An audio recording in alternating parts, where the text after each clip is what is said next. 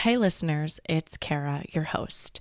After 176 amazing episodes and hundreds of book recommendations, I wanted to make it a little bit easier for you to find your next great read. The Bookish Lights Roadmap is your guide to all 175 podcast episodes, sorted by genre so you can quickly find the stories that fit your reading mood. From picture books to adult novels and everything in between, it's the perfect way to explore past episodes and discover new favorites. You can find your copy of the Bookish Lights Roadmap at www.bookishlights.com/read/roadmap, or just click the link in the show notes.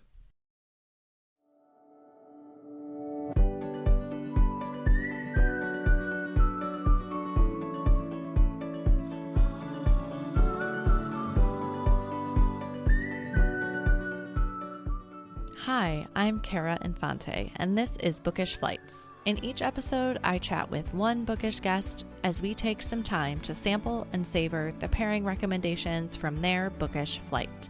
We hope to give you suggestions to cultivate your TBR list and nurture your leisure time through books.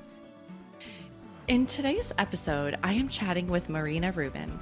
Marina was born in Vinnytsia, Ukraine, and immigrated to the United States in 1989. She attended Pace University on a writing scholarship from United Federation of Teachers and graduated with a degree in psychology and minor in women's studies. Marina's work has appeared in over 80 magazines and anthologies. She's an associate editor of Mudfish. Her short story collection, Knockout Beauty and Other Afflictions, has won an honorable mention for the 2020 Miami Book Fair Emerging Writer Fellowship. One of the centerpiece stories of the collection, Man in a Fedora, was recorded as an hour-long podcast, reminiscent of classic radio productions that involved 11 voice actors of the Night Shift radio storyteller series. In addition to writing, Marina Rubin is an avid mountaineer, having summited Mount Kilimanjaro, made it to the Everest Base Camp, completed Tour de Mont Blanc, and Camino de Santiago. She lives in Brooklyn. Welcome to the show, Marina. Thank you so much for having me, Kara. I'm a huge fan. I've been watching your podcasts. I've been listening and actually watching on Instagram. And you've spoken to some of the writers I admire deeply, like Alina Adams. Yeah. And now I'm one of them. So I'm super excited to be here. Well, I am honored to have you on the show today. Do you know Alina? Because you guys both live in New York. Yes, I do. Okay. Yes, I do. That's how I came about to find your bookish flights. Wonderful, wonderful. Well, I love that connection. We're making, connecting the dots. It's a small world here in Bookish Lights. Absolutely. Yes. Well, I feel like we are so much more than our bios. So can you tell us a little bit about who you are? Well, I consider myself an American writer, even though a lot of people refer to me as an immigrant writer, a Ukrainian writer, a Jewish writer, a New York writer, a feminist writer. I think the definition of an American writer kind of encompasses all of those little titles, and as well as my heritage. So I was born in a small town in Ukraine, in the former Soviet Union. When I was a child, we immigrated to the United States, and we had settled in New York. So a lot of my work is really about New York City. Even if it's not about New York City, it's written through the filter of a New Yorker. I have been writing since I was 12. I am an author of five books. Don't be fooled by this youthful appearance. I've been writing forever. My first three books were chapbooks of poetry, and my fourth book is called Stealing Cherries. It was critically acclaimed, and it came out from Manic D Press out in San Francisco in 2014. It was on the list of best books of 2014. And then my last book, I don't want to say my last, my fifth, because it's not my last. My fifth book, Knockout Beauty and Other Afflictions, came out in 2023. from Crow's Nest Books out in Chicago, and they're distributed by the University of Toronto Press. Wow. As you mentioned in my bio, I outside of writing, I do a lot of mountain climbing. I've done my share of mountain climbing. I've run out of mountains. And right now I am using my creativity for video. I'm trying out video editing. I'm trying costume design just to see where my muse leads me. So, Yes. I love that. Like that's like your next little, I hate to say passion project because it could be so much more than your passion project, but right. yeah, where it's taking you. So as I'm thinking with all this mountaineering that you did, I'm like, where would you train for that in New York City? Well, I had a very expensive Equinox membership Okay. where I was at Equinox for 5 days a week. I was climbing stairs, I was doing classes because mountaineering is not it's not an easy sport. It's not like you No. show up and there you are. No, you need to train for it for years. I trained for years. Yeah. Um, and it's not just physical training, it's emotional training. If you know you can, then you will. You Yeah. will summit that mountain. If you think you can't, you will not. Yeah. I've never done mountaineering. Yeah, but I was gonna say I've done some long distance running and it's a mental game at the end of the day. Absolutely, absolutely. So that's when you train and you keep climbing and building up to that Everest, building up to that summit of Kilimanjaro, you have the stamina and you know that you can. Yeah. Yeah. Absolutely. Well, that is such a fun take. Well, for listeners that maybe haven't had a chance to pick up any of your collections yet, let's tell them about Knockout Beauty and Other Afflictions. What can they find there? Well, Knockout Beauty and Other Afflictions is a collection of short stories, 17 short stories. And actually, when I was preparing for this interview, I went through your podcasts, huge list, I think 150 already. Yeah. And I didn't see a single conversation on short stories. That's why I was like, I have something to say. I have Yes. something to add and contribute to Bookish Flights. So, yeah, it's a collection of short stories um, about, I want to say, complex relationships. It's about lust, longing, loss, romantic relationships that are extremely dysfunctional, family relationships, dynamics, um, unlikely friendships, as well as unlikely friendships within the workforce. Okay. There's a story on Me Too movement in the workforce. There's a story about plastic surgery, a conversation on plastic surgery taking place in the LGBT synagogue. I mean, the two concepts are like, what? Yeah. Um, Actually, the three plastic surgery, LGBT, and synagogue, Yeah. all of that in one. Um, there is, of course, the centerpiece of this collection is a story called "Man in a Fedora." Like you said in my bio, it was recorded as a radio production for about 59 minutes and involved 11 actors, and it's about a very unlikely friendship between a very young woman and a very much older man, and this friendship doesn't follow the typical definition sugar daddy or any stereotypes. It's a real friendship, Yeah. and there's some mystery to it, and uh,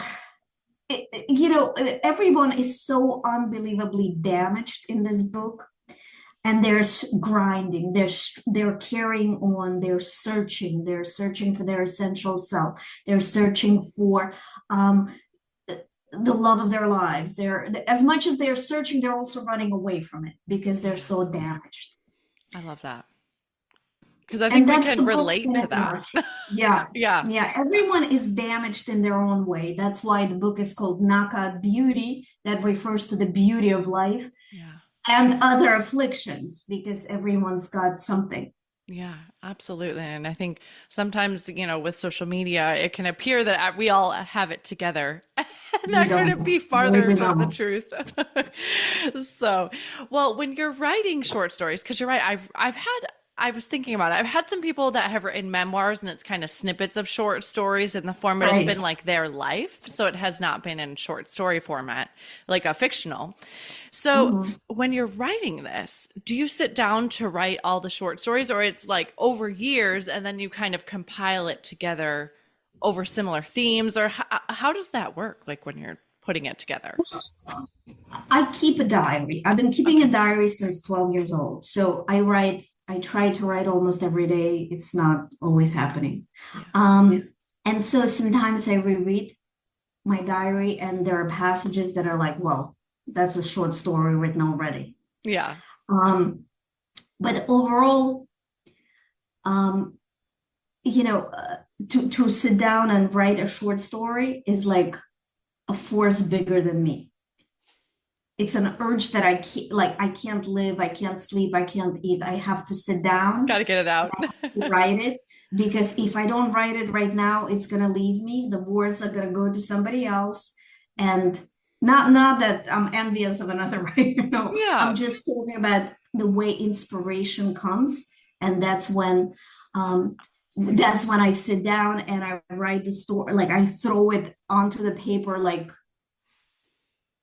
I don't want to say vomit, but because it's Yeah. gross, but it's that's the creative process. Yeah.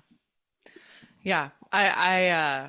Not being a writer myself, but I've had plenty of authors say it's like you just got to get it out there. And then, if you spend too long, then you sit editing while you're getting it out. So it's like just kind of purge it onto the page and then Exactly. go from there. So, and I love that you're saying that it just gets a hold of you, right? Until you get it out. Yeah, it's so I don't want to say it's a demon, but it's almost like a demon that that possesses you. Yeah. And I think that's what true inspiration is. A lot of educators and creative writing professors, MFA teachers say, you need to write um, like you're working out a muscle in the gym. You need to have a regimen. Let's say you need to be writing Monday through Thursday, 9 to 11, and then 3 to 6. And even if you have nothing to say, you're gonna sit down and you're gonna write and you're gonna work it like it's biceps because you're gonna be working on your craft. And you need to write an ambiguity even if you have if you have no idea where this is going. I completely disagree. I know for a fact that that doesn't work on me.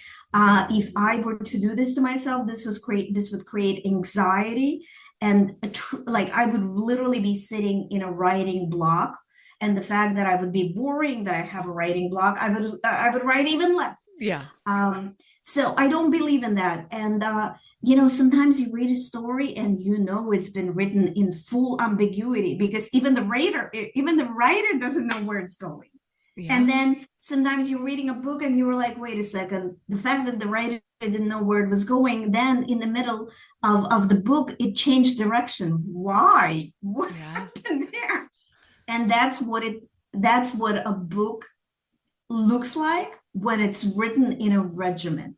I believe in sheer inspiration and that kind of like a brutal force that's bigger than you. That's when you really create stories that are captivating and written like they were written in one breath.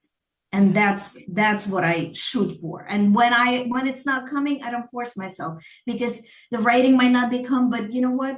The creative force might be coming in a different area, like design, like Yeah. home design. I mean, I don't know. Creativity is very fluid. I Yeah. don't believe in like you're right and that's all you're doing. I think you can be doing whatever, wherever the force takes you. Yeah. I love you brought up two great points there is first off, I mean, you've been writing since you were 12 years old, so I think that gives you the ability to know the way you write, right? Like you've had so even though you maybe haven't done this regimen and done it daily, you have time on your side where you've been writing for so long that you know that this is how your creative process works. Secondly, I think for maybe there's aspiring writers that are listening to this today is finding the process that works for you and letting yourself do that, right? You don't need to fit yourself into the box, because I think we all can understand that if you're trying to put, the square peg in this, or whatever, what's that saying? Square peg in Yes. the circle hole, it's Yeah. just not going to fit, and it's just going to lead to frustration that's going to further impede your writing. Absolutely. And create anxiety and even depression. Yeah. And writing should be an invigorating process of almost speaking God's words. And I don't want to get religious here, but I think any kind of creation is a form of spiritual healing. Yeah. Yeah. So many people have talked about that on the show, just what writing has done for them. And I actually have that question coming for you down the pike here. So, but I think, again, back to the point of just maybe you need to try other techniques that are recommended when you're first starting out, but do find the one that works for you and Absolutely. honor that. Right. So, Don't be afraid to stand by your process. yeah. Yeah. And that's also, again, I think time on your side, right? Is maybe you get a Right. bit more confident in who you are as a writer and your process. But Absolutely. Yeah. well, we've already kind of alluded to it, but what have you learned about yourself through writing? Mm, I learned that I shouldn't be, I should follow my process. Yeah. And, I just spoke about that. When I was writing this book, I wish I had known that it was easier to write the book than to get it published. Because publishing, I mean, I've written 5 books, so I know publishing is a very tough business. Yeah. But I didn't expect it was going to be that tough because, I had a book that was pretty successful, my fourth book, Stealing Cherries, and it kind of yanked me out of obscurity and, put me in the spotlight. I was on the cover of art sections of newspapers, those they're hanging behind me. Yeah. Um, and I went on a book tour and, it was critically acclaimed and I did really well with it. So building on that momentum, I thought that my next book, Knockout Beauty, Another Affliction, would have an easier time of getting the publisher, maybe even a big 5 publisher, or at least an agent. And what I've encountered was so tough because I was rejected by each agent twice, maybe 3 times. Wow. um, I've probably had like a million rejections, and I kept hearing, well, from agents, well, short stories, we don't represent short stories, and it's true. Agents don't want your short story collections, even though I disagree with them, but okay.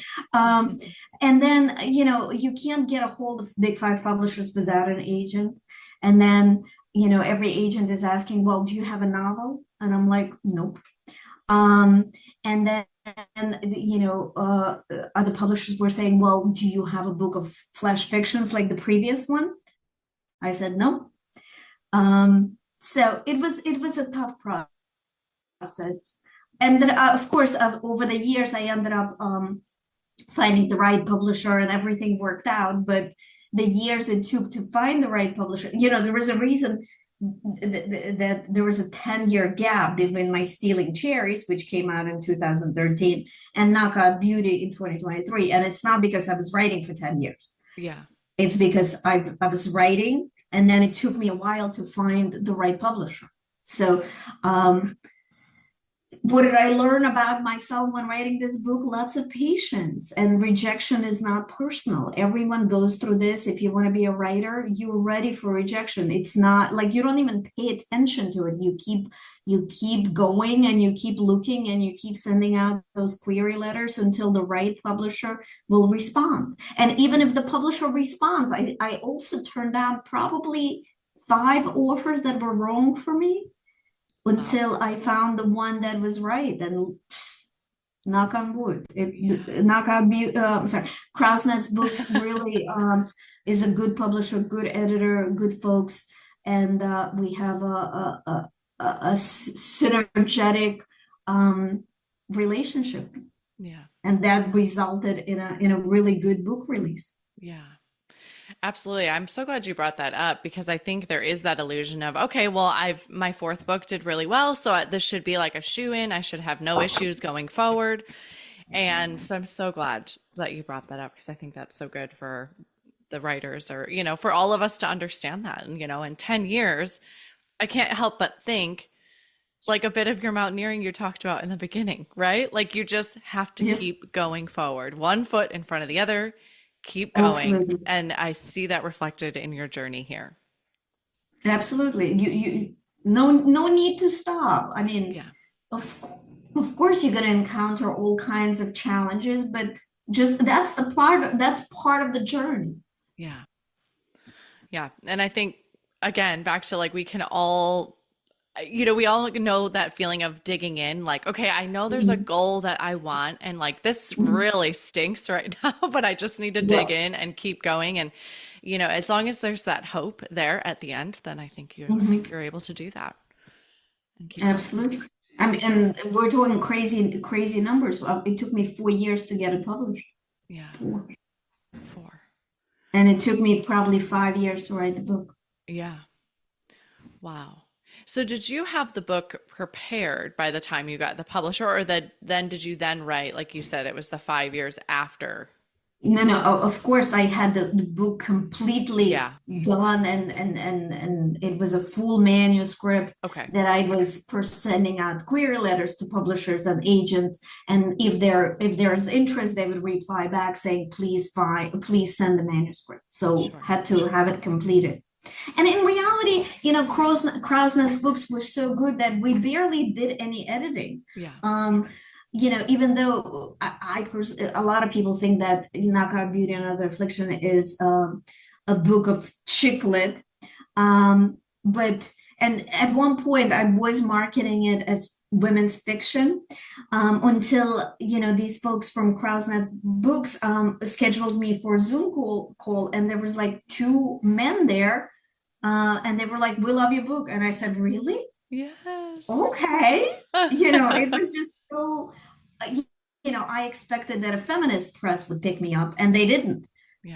And these guys did, and lucky for me because they didn't market it as women's fiction. And now when I get reports, my audience is both equally men and women, I love that. Yeah. And I love and that men they don't open even that like up. to read. And men don't even like to read, so I find that to be a great triumph. Yes, I have been thinking about that. Of course, I think about what, posts or what content I want to put out, what topics I want to dig into to share with the audience. And that has been something I've been thinking about lately is like getting more men to read, like something like that. Mhm. I spend a lot of time with us, like for reading Yeah. as personal care. Also, I have children, so like how to get my children to read, but men don't really read either. So it's something I've been thinking about lately. I'm gonna dig into that soon. So, well, do you have any new projects that you're working on right now? Well, I do have a novella that I've written a little while ago. I'm going back to it to see if it had stood the test of time. Okay. Um, I'm probably going to rewrite it to make it more modern. It is about mountaineering. It's about a suicidal hiker that goes to Italy to kill herself, but which is really not my style because I'm more of a humor writer. Yeah. So I'm discovering myself as I write, as I revise this. So that's one project that I'm working on. Also, I do have a story brewing in my head, but I see it more as a performance, like of course, it's going to be on paper and it will probably come out as part of a short story of the next short story collection. But I actually see it as a one woman show. My Fun. background is also in theater. Okay. Um, when I was a teenager, I was a part of an improvisational group that actually created celebrities. Zoe Saldana was in my group. Yeah, in Brooklyn, right. So I've done theater, and I see me branching out of the writing milieu and kind of going performance. So Yeah. there is a story brewing about, um, I don't want to tell you, Yeah. Well, about a young woman that gets the job offer of her life, and she's in this job, and it's kind of like a one woman show about corporate America. yeah. Well, I can't wait to hear what you do with that. And if you kind of go back to your roots with theater a little bit, that's a really I fun know. twist. Let's switch gears a little bit and let's start to talk about who you are as a reader. So, have you always been a reader?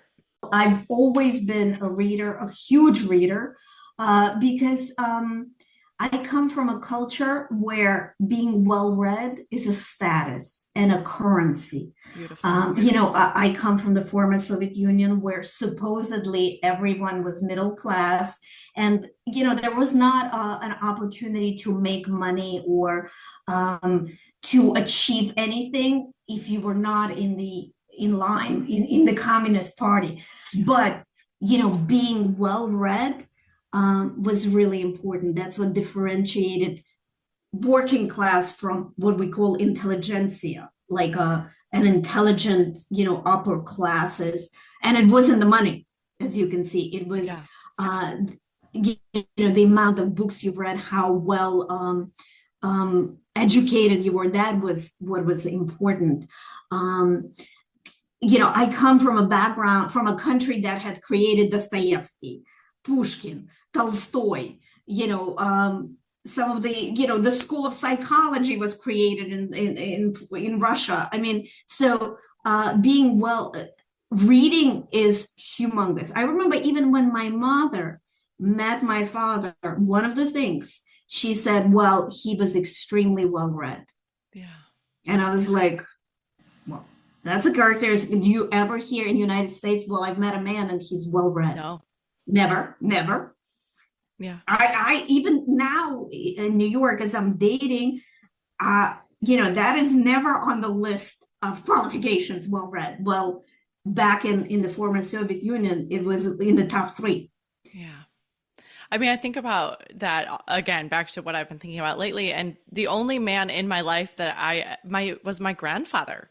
And he was retired, when I was a child. So I do remember he always had a book by his table and he would sit there and he would kick his feet up and he'd read a book. But he's the only man in my life that I remember is a reader or was a reader. So you're Wow. exactly right. And also another thing is, it's also a sign that you've read censored literature. I remember when my mother said that not only is he well read, he also read the forbidden books, the Solzhenitsyn, the Bulgakov, Pasternak. Yeah.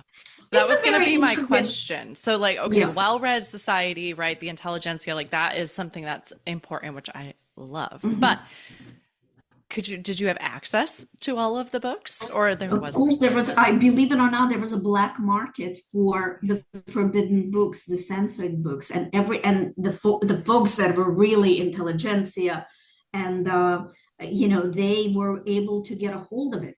Yeah. And I think, again, back And to, that was also a sign that you were a well-read, intelligent member of society. yeah, that's beautiful.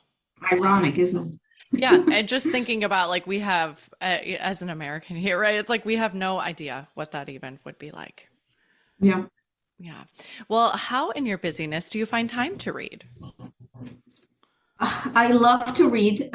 For me, it's summer and I live about 3 blocks from the beach. Okay. So every day I go to the beach from 5 to 7. Okay. That's the most peaceful time of the day because all the tourists have gone, and all the loud locals have gone for dinner. So 5 to 7, I lay on the beach, I read my book, I watch the sun lingering down Yeah. and the waves lapping. And every time I finish a chapter, I'm like, okay, time for a swim. So I go for a quick swim. I come back. I continue reading the next chapter. So it's very regimented, but I love I get it. the most joy out of it. And another time when I definitely read a lot is, I live in Brooklyn, but everything, I don't know if you've ever been to New York City, everything really happens in Manhattan. Okay. So to get to Manhattan, it's a 45-minute ride, Okay. one way. So that's a time to catch up on your reading. And of course, the MTA is horrific. MTA, the train Yeah. authority, Metropolitan Train Authority, they're terrible. I've been writing letters to them all the time. I even have enough letters for a book. I used to write erotic poetry, but now I write letters to the MTA Yeah. complaining. Um, so instead of like sitting there puffing and heating the MTA, I have my book, I'm reading, and I'm like, okay, I'm not freaking out because we're standing here at this between stations for like 20 minutes and I'm already late. So that keeps me grounded and it keeps me doing what I love Yeah. instead of, joining millions of New Yorkers in one complaint fest. Yeah. I've actually never been to New York City, but I'm from Chicago. Goodness. And so I can kind of understand what you're talking about there, but I actually miss the days of commuting via train because you could read, you could lose yourself in a Of book for course. the 20, 30 minutes that you're on there. I always had a book with me and I miss that piece. So, Absolutely. And I like a print book. I haven't gone to the world of Kindle. I like to keep it in my hands and turn the pages, and I'm old school. yeah. Yeah. I think there's something to be But said so for are you. I that. see a gazillion books behind you. I have a Kindle. So I actually got it from, well, not from the show, but once I started the podcast, because a lot of authors will send me EPUB or NetGalley books. And so they come in via my Oh, Kindle. okay. So, and I'm like, I can't read on the iPad. There's too many other things that could distract me on there. So I ended up getting a Kindle since, in this 3 years I've been doing the podcast. And it's grown on me a bit because I can read like in the dark when I'm putting my kids to bed. I can have it back, like, Wow. like dark, the dark mode on, and then I can lay that, like get my kids to bed and I could read and not fall asleep in their Mhm. bed. But I would always still prefer a physical book over my Kindle. Of course. Yeah. Well, you have been so gracious to bring a book flight with you today. Can you tell us how Yes. you chose these books? I brought three short story collections. There are a lot of short story collections out there. I'm telling you right now, everyone's got a short story collection.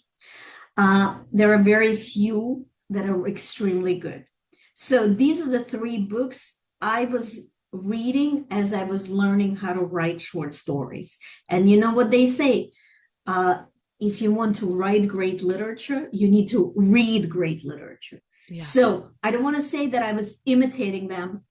Um, that's flattery. But I was educating myself on how to write by reading these three books.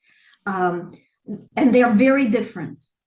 Okay. The first one is by Junot Diaz called This Is How You Lose Her. It's a fantastic short story collection by a Pulitzer Prize winning author. Okay.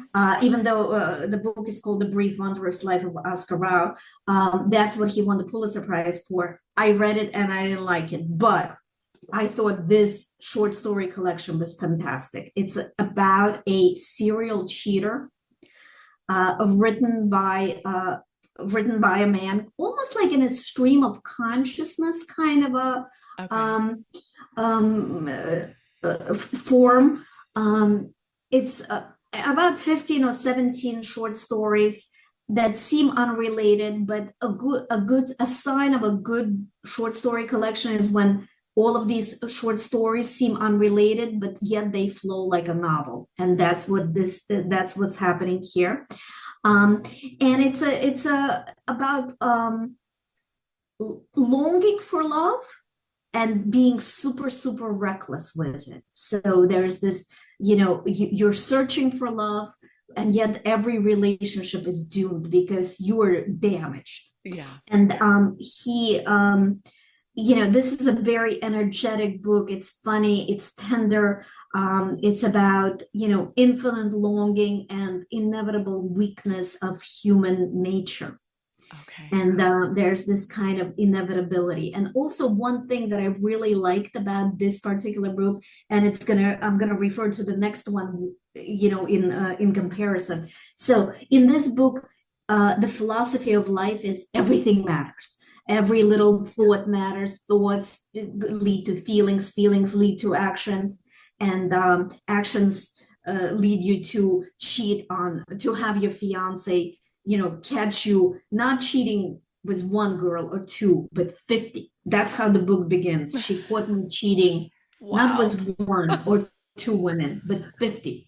Wow. Because the fiance found his diary and he tried to say, well, I was writing a book, but come on. Yeah. But the philosophy is every little thing counts, everything matters, everything, um, there's no leeway. Every decision leads you to where you're going to end up. And there's this kind of intense pressure not to make the wrong decision. And that takes me to the next book, Okay. called No One Belongs Here More Than You by Miranda July, also very famous writer and also filmmaker. And Okay. here in this book, the philosophy is nothing matters. It does not matter. Interesting. Your Okay. feelings don't matter. Your actions don't matter. It's nothing matters because life is drib and drab and you're going to end up where you're going to end up. And it really does not matter. And this is a book about, filled with just sexual frankness, and moments of complete insignificance. Sometimes you're reading it and you're wondering, why is this story even written? But it really kind of a mirror of life that, it's the subtle, insignificant moments that Yeah. create a life. And that's what I appreciated so much about this book. It's about benign encounters, misunderstandings, shy, almost unnecessary revelations, but together it's a portrait of life. And in comparison to the previous book, nothing matters. While in that book, everything matters. Um, I love and that. my third book that I brought is a classic French book by Guy de Maupassant, Okay. selection short stories. Guy de Maupassant is like the father of French classical literature. Okay. He's all the way high up with Honoré de Balzac and whoever I don't even Colette. Um, he died of syphilis, but that's not the point. Okay. The point is he wrote just iconic, legendary short stories and books that had actually become Hollywood movies. And if there are modern writers today, it's because they're standing on the shoulders of this giant. Yeah. Guy de Maupassant. His stories are a combination of everything matters and nothing matters. And that's what life is. So he took both of those philosophies and he put them into this is a collection of probably 50 short stories that are very famous, iconic. And they're about significant moments and insignificant moments. They're about murder, adultery, war, the simple pleasures of eating and drinking, and the big issues of war and revenge. Yeah. And mental illness, and it's all in there. It's deeply, extraordinarily entertaining. I gotta tell you that each Okay. story you're like, oh my God, this is so good. This is just so good. And I've read it when I was a very young person. Then I read it again when I was learning how to write short stories. And I reread it as I was getting ready for this podcast. I was like, you know what? Let me open up some of these stories and see what's happening again. And on the third try, it's even better. Interesting. Okay. I have not read any. I think I've read one short story collection that I can remember myself personally. So I love that you have opened the door here a bit for us. So if we want to try short stories, we can dig in. short stories is an acquired taste. There are people who only read short story collections Yeah. because that's what they like. Um, I love that. I would prefer a good short story collection over a novel any day. Okay. Yeah.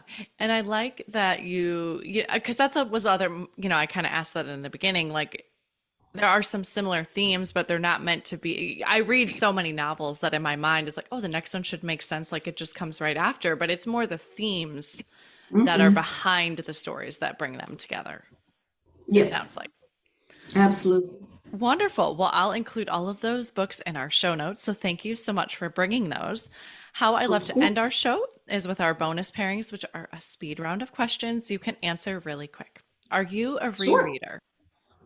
Huge rereader. Especially, I like to reread books that I had read in my formative years, Yeah. um, to see how they've aged and to see if that philosophy is still right.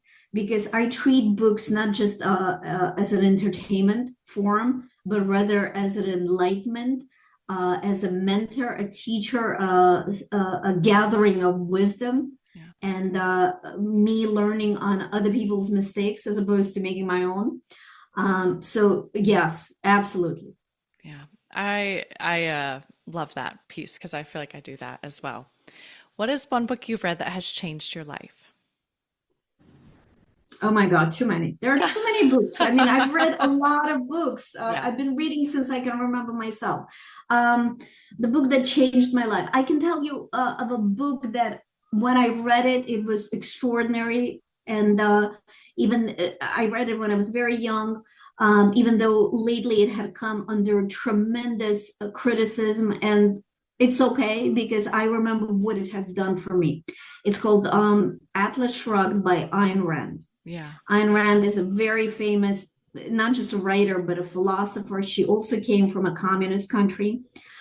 She came to Los Angeles. She learned English, and then she started writing books. And not only that, she had created a school of thinking. I mean, how many writers do we know Yeah. who had created a school of thinking that still exists today?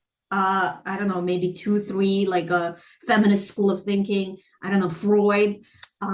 But when I was reading Atlas Shrugged, I was in my early 20s. It's 1,000 pages. Yeah. Um, and I remember it was like a world. It was like a, a world I had never seen before.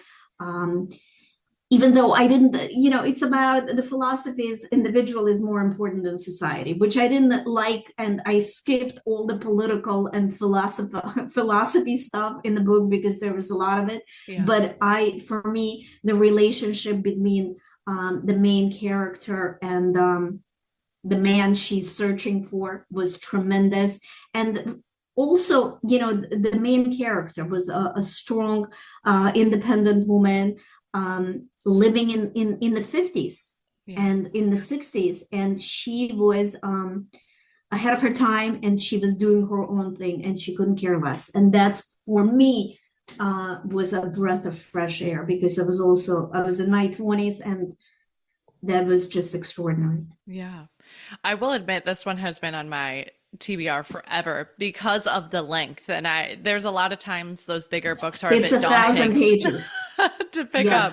Yes, yes. So, But I assure you, you can skip, there's a 50-page speech that the main character gives on the radio. You can skip that. Really, you won't miss much. and still get part of the book. I love it. Yeah. Well, you might have already mentioned this, but where is your favorite place to read? Like I said, on the beach and on the train because I combine the necessary with the pleasure, Yeah, and that's how I survive. that's perfect. And lastly, what are you reading next? I occasionally like a guilty pleasure. I like a good book of essays or like right now I'm finishing a book about an expat from San Francisco moving to living in Paris, and he's a pastry chef. And so it's not a fiction book. It's a funny memoir of living in Paris and learning the French culture and learning how they're different from Americans. And also, he's an apprentice in a chocolate shop. So How there's a fun. lot of funny stuff about customers, especially the American customers who show up in flip-flops and they're like, well, this chocolate is too dark and I don't want this chocolate. It has peanuts. And it's a very funny book, and I'm thoroughly enjoying it because being serious French literature, I like a cute memoir about living in a different country. So Yeah, it sounds like a fun little romp through the book. yeah. So, well, thank you so much for coming on the show with me today. I know your time is precious and I appreciate all you've given me. Well, thank you for having me. This has been so much fun. You're welcome. Thank you so much for listening to this episode today with Marina Rubin, including her book flight of short story collections. We'd love to hear what other books you'd pair with this book flight at bookishflights.com. If you enjoyed the show, please head over to Apple Podcasts and leave a review. Your review not only helps the show, but it also helps the podcast to reach others. Make sure you are subscribed on Apple Podcasts or Spotify to make sure you will not miss an episode. That's it for today. Thank you so much for listening. As Emma Thompson said, I think books are like people in the sense that they'll turn up in your life when you most need them. Cheers to you, dear readers. Until next time.